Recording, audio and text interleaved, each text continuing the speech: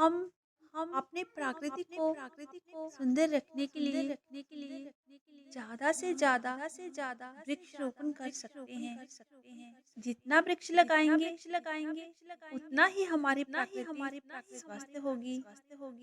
यदि हम अनावश्यक पेड़ पौधों को काटेंगे तो प्रकृति भी क्षतिग्रस्त होगी और हम सब मानव खतरे में आ जाएं। प्रकृति का संबंध हम सब मानव जीवन से है।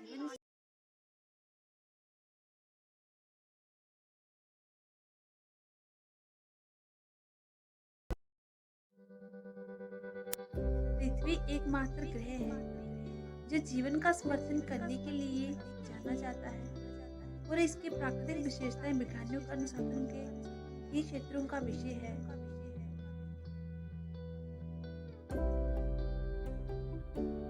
जीवन यानी जी और वन का मिलन। जी का मतलब प्राण और वन का मतलब प्रकृति। जब प्राण और प्रकृति का संयोग होता है तब जीवन प्रारंभ होता है।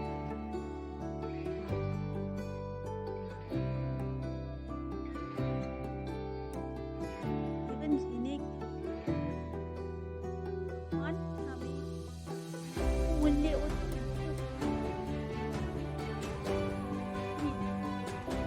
दैनिक जीवन जीने के लिए उपलब्ध सभी संसाधनों के द्वारा प्रकृति हमारे जीवन को आसान बना देती है। एक माँ की तरह हमारा लालन पालन मदद और ध्यान देने के लिए हमें अपनी प्रकृति का धन्यवाद करना चाहिए। हम सुबह अगर हम सुबह के समय शांति से बगीचे में बैठें तो हम प्रकृति की मीठी आवाज और खूबसूरती का आनंद ले सकते हैं। हमारी कुदरत ढेर सारी प्राकृतिक सुंदरता से सुशोभित है जिसका हम किसी भी समय रस ले सकते हैं। पृथ- पृथ्वी के पास भौगोलिक सुंदरता है और इसी स्वर्ग और शहरों को बगीचा भी कहा जाता है। प्रकृति हमारी वास्तविक माँ की तरह ही होती है जो हमें कभी नुकसान नहीं पहुँचाती बल्कि हमारा पालन पोषण करती है। सुबह जल्दी उठकर प्रकृति की गोद में टहलने से हमें स्वस्थ और मजबूत बनाते हैं। सुबह जल्दी प्रकृति की गोद से टहलने से हम स्वस्थ और मजबूत बनते हैं। साथ ही ये हमें कई सारी घातक बीमारियों जैसे डायबिटीज, स्थायी हृदय घात, उच्च रक्तचाप, लीवर संबंधी परेशानियां, पंचांग संबंधी समस्या, संक्रामक दिमाग की समस्याओं आदि से भी दूर रखता है। ये हमारे स्वास्थ्य के लिए अच्छा है कि हम चिड़ियों की मधुर आवाज, मंद हवा की खनखनाहट, ताजी हवा की सनसनाहट, बहती नदी की आवाज आदि सुबह सुबह सुने। ज्यादातर कवि, लेखक और लोगों को अपने दिमाग, शरीर और आत्मा को दोबारा से ऊर्जा युक्त बनाने के लिए उदाहरणों में योग और ध्यान करते देखा जा सकता है। प्राकृतिक सभी के जीवन में महत्वपूर्ण और अविभाज्य अंग है।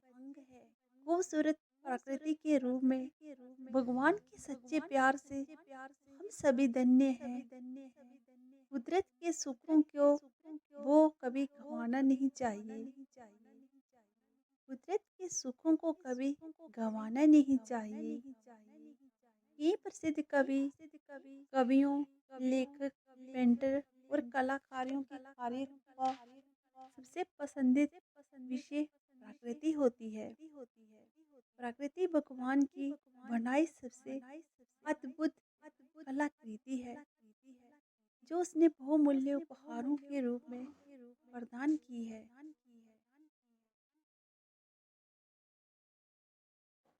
प्रकृति सब कुछ है जो हमारे आसपास है, जैसे पानी, हवा, भूमि, पेड़, जंगल, पहाड़, नदी, सूरज, चांद, आकाश, समुंदर आदि।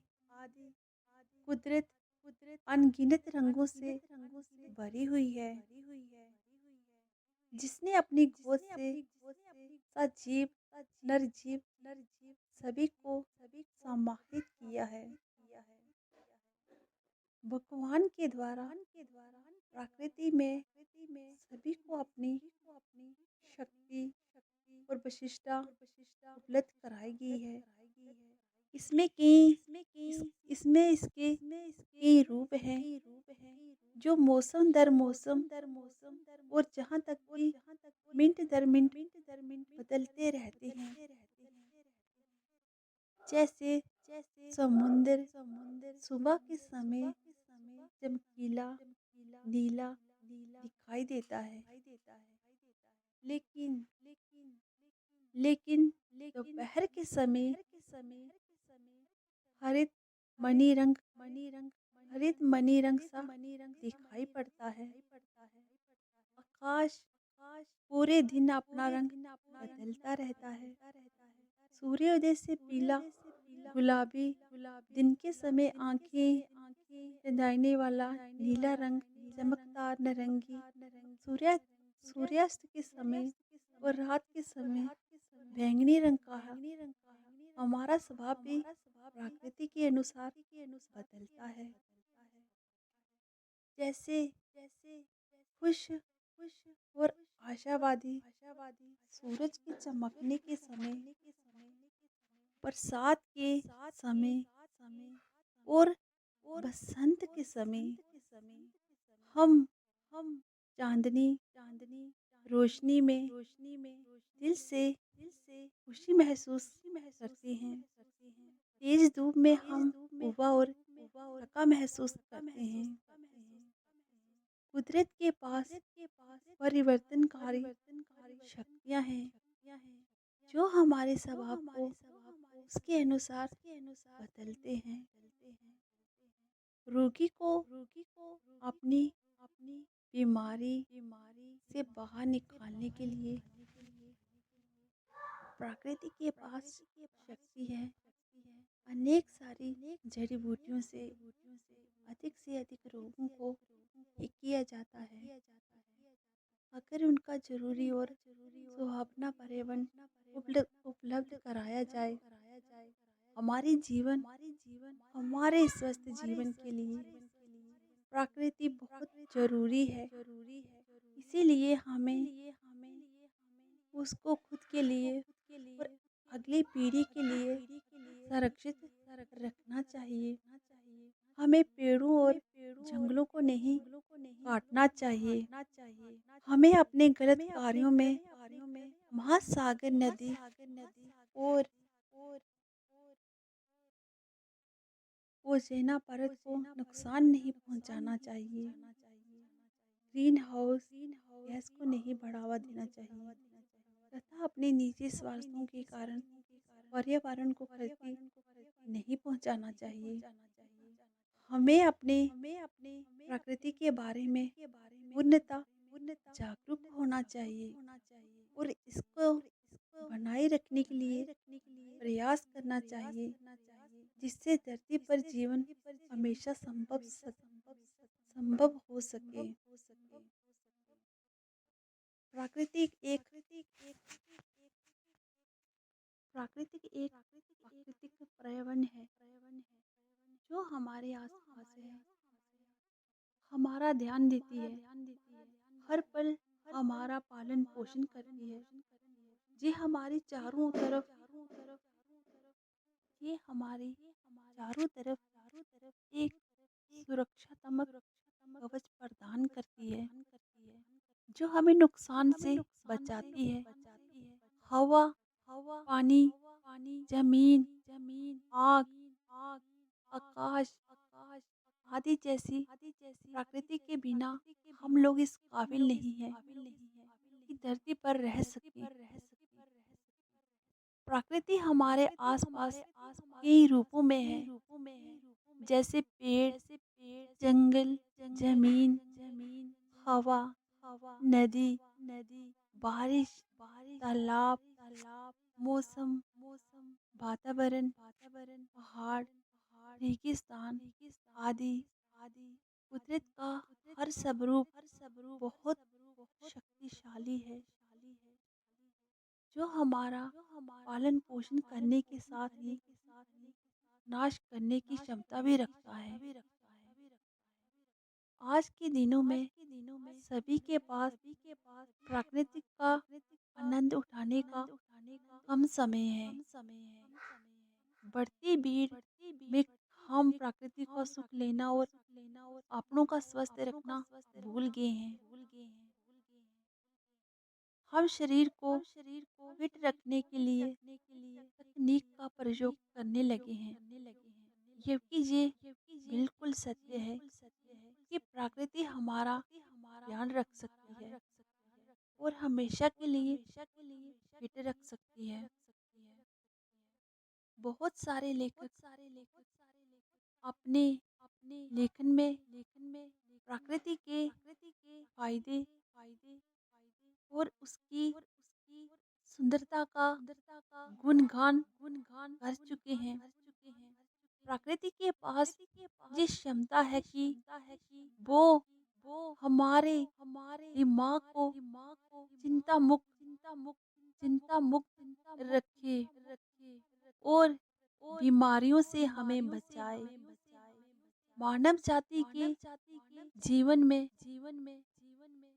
तकनीकी उन्नति के कारण हमारी प्रकृति का लगातार हानि हो रही है। जैसे संतुलित और उसके प्राकृतिक संपत्ति को संरक्षित रखने के लिए उच्च स्तर की जागरूकता की जरूरत है।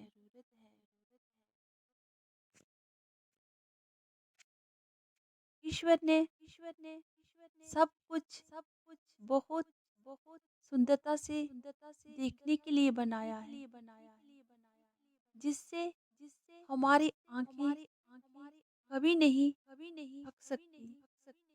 लेकिन हम भूल जाते हैं कि मानव जाति और प्रकृति के बीच रिश्तों को लेकर हमारी भी कुछ जिम्मेदारी है। सूर्योदय की सुबह के साथ ये कितना सुंदर दृश्य दिखाई देता है, जब चिड़ियों के गाना गाने की, चूं चूं करने की और नदी तालाब की आवाज और हवा की सनसनाहट और एक लंबे दिन के दबाव के बाद बगीचे में शाम में दोस्तों के साथ खुशनुमा पल हो। लेकिन हम अपने पारिवारिक जिम्मेदारियों के चलते कई बार हमारी छुट्टियों में हम अपना सारा दिन टीवी, न्यूज़पेपर, कंप्यूटर, खेलों में खराब कर देते हैं। जैसे कि फ़ोन हो गया, लैपटॉप हो गया, इन सब गैजेट में ही व्यस्त रहते हैं। हम प्रकृति का आनंद नहीं ले पाते, लेकिन हम भूल जाते हैं कि दरवाजे के बाहर प्रकृति के गोद में भी वो बहुत कुछ रोचक है। हमारे लिए बिना ज़रूरत के हम घर की सारी लाइटों को जलाकर रखते हैं। हम बेमतलब बिजली का भी इस्तेमाल करते हैं, जो ग्लोबल वार्मिंग को भी बढ़ावा देता है। हमारी दूसरी गतिविधियाँ जैसे पेड़ और जंगलों की कटाई में CO2 गैस की मात्रा में वृद्धि होती है, ग्लोबल वार्मिंग का कारण बनती है। अगर हमें हमेशा खुश और स्वस्थ और फिट रहना है, तो हमें स्वार्थी और गलत कार्यों को रोकने के साथ साथ अपने ग्रह को बचाना होगा और इस सुंदर प्रकृति को अपने लिए बेहतर करना होगा। परिस्थितियाँ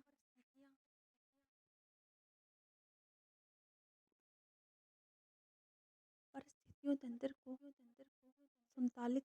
संतुलित करने के लिए हमें पेड़ों और जंगलों की कटाई रोकनी होगी। ऊर्जा और जल का संरक्षण करना होगा। आदि अंत में प्रकृति के असली उपभोग हम हैं, जो हमें इसका ध्यान रखना चाहिए।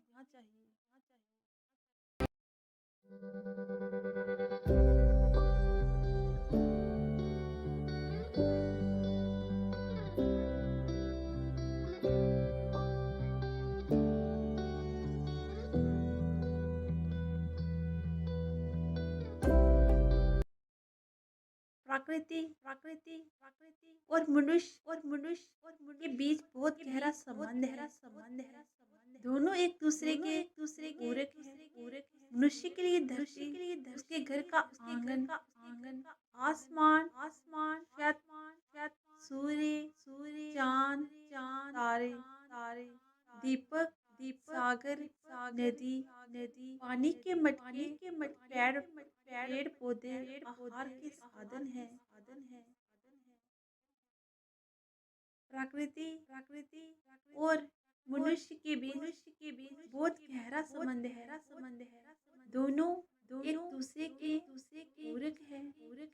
मनुष्य के लिए धरती और उसके घर का आंगन, आसमान, छत, सूर्य, चांद, तारे, दीपक, सागर, नदी, पानी और मटके आहार का साधन ही है। इतना ही नहीं, मनुष्य के लिए प्रकृति से अच्छा गुरु नहीं है। आज तक मनुष्य ने जो कुछ हासिल किया है, वह सब प्रकृति से सीखकर ही किया है।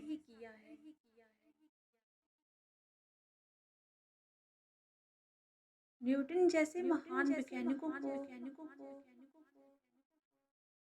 गुरुत्वाकर्षण समेत कई पाठ प्रकृति में सिखाए हैं, तो वही कई कवियों ने प्रकृति के सानिध्य में रहकर एक से बढ़कर एक कविताएं लिखी हैं। इसी तरह आम आदमी ने प्रकृति के तमाम गुणों को समझकर अपने जीवन में सकारात्मक बदलाव किए। दरअसल प्रकृति में हमें कई महत्वपूर्ण पाठ पढ़ाती है। जैसे पतझड़ का मतलब पेड़ का अंत नहीं है। इस पाठ को जिस व्यक्ति ने अपने जीवन में आत्मसात किया, उसे असफलता से कभी डर नहीं लगा। ऐसे व्यक्ति अपने हर असफलता के बाद विचलित हुए बगैर नहीं, नए सिरे से सफलता पाने की कोशिश करते हैं। वह तब तक ऐसा करते रहते हैं जब तक सफलता उन्हें मिल नहीं जाती। इसी तरह फलों से लदे मगर नीचे की ओर झुके पेड़ हमें सफलता और प्रसिद्धि मिलने का संपन्न होने के बावजूद भी विनम्र और शालीन बने रहना सिखाती हैं। उपन्यासकार प्रेमचंद के मुताबिक साहित्य में आदर्शवाद का वही सतान है जो जीवन में प्राकृतिक है। इस सबसे महत्वपूर्ण बात ये कि प्रकृति में हर किसी का अपना महत्व है। एक छोटा सा कीड़ा भी प्रकृति के लिए उपयोगी है। जबकि मत्स्य पुराण में एक वृक्ष को 100 पुत्रों के समान बताया गया है। इसी कारण हमारे यहाँ वृक्ष पूजने की सनातन परंपरा रही है। पुराणों में कहा गया है कि जो मनुष्य ने वृक्ष लगाता है वे स्वर्ग में उतने ही वर्षों तक फलता और फूलता है जितने वर्षों तक उसके लगाए वृक्ष फूलते हैं। प्रकृति की सबसे बड़ी खासियत यही है कि वे अपनी चीजों का उपयोग स्वयं नहीं करती। जैसे नदी अपना जल स्वयं नहीं पीती। पेड़ अपना फल खुद नहीं खाते। फूल अपनी खुशबू पूरे वातावरण में फैला देते हैं। इसका मतलब ये हुआ कि प्रकृति किसी के साथ भेदभाव जब पक्षपात नहीं करती। लेकिन मनुष्य जब प्रकृति के अनवश्य खिलवाड़ करता है तब उससे गुस्सा आता है। जैसे वह समय पर सूखा बाढ़ फैलाव तूफान के रूप में व्यक्त करते हुए मनुष्यों को सचेत करती है। ग्रहों की चाल से पता करें अपने सभी जरूरी कार्यों के लिए महीने के अच्छे बुरे दिन देखें।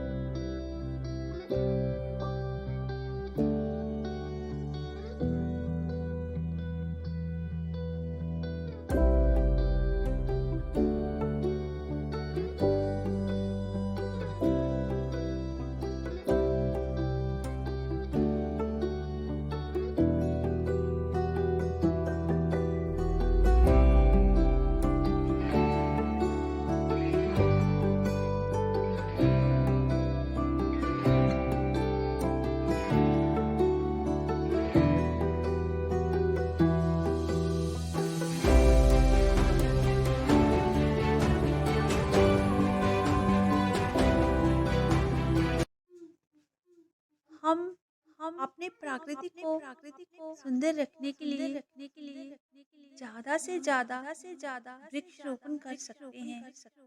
जितना वृक्ष लगाएंगे उतना ही हमारी प्रकृति स्वस्थ होगी।